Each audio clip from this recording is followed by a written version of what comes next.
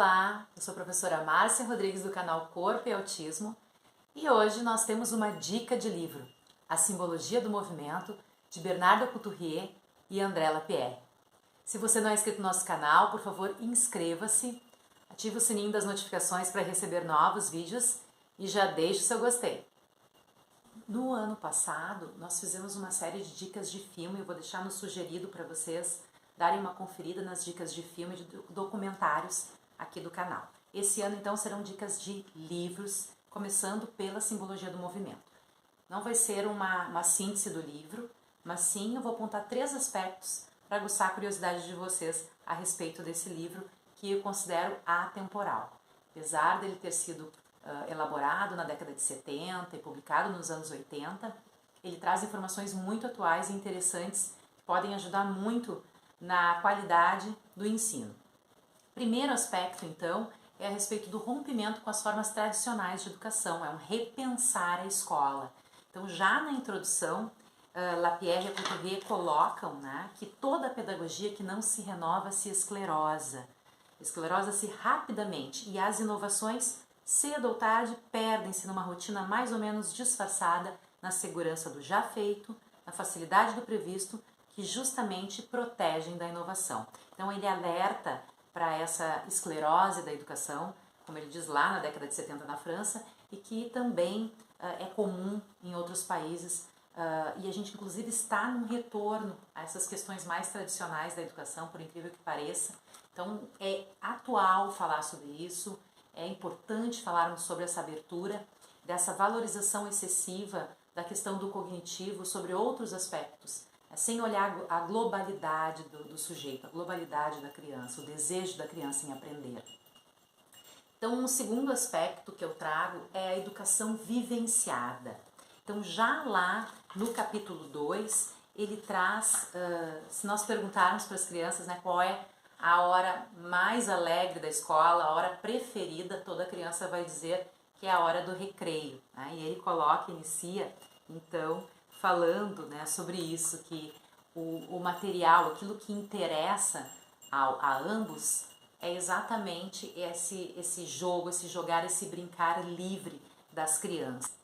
É a vida muito tempo controlada que explode.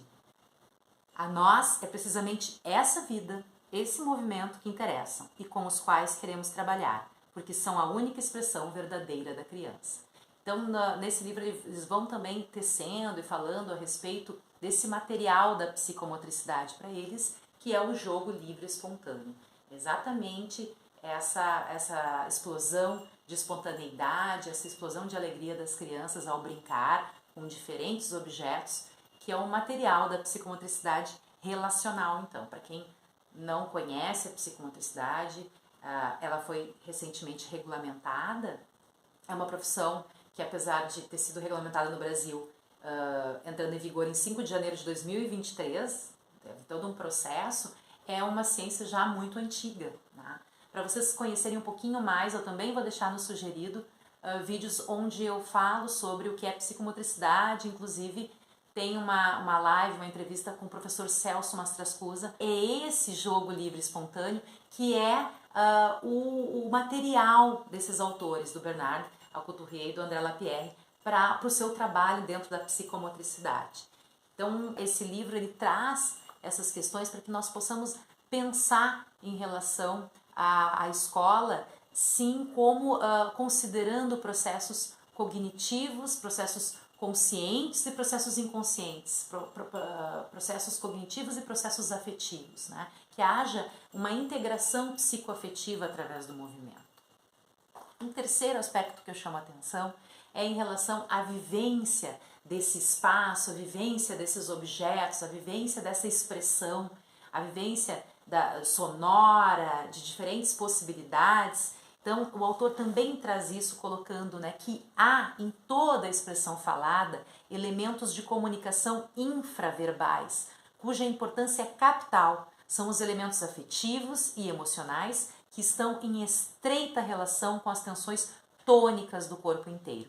Então ele vai falando sobre a importância do chão, sobre a importância do solo, sobre algumas questões referentes ao tônus, a disponibilidade corporal do adulto diante da criança. Desde que nós nascemos, já ainda no ventre materno, nós sentimos a nossa mãe, os nossos cuidadores com o nosso corpo, né? Através das tensões tônicas do nosso corpo.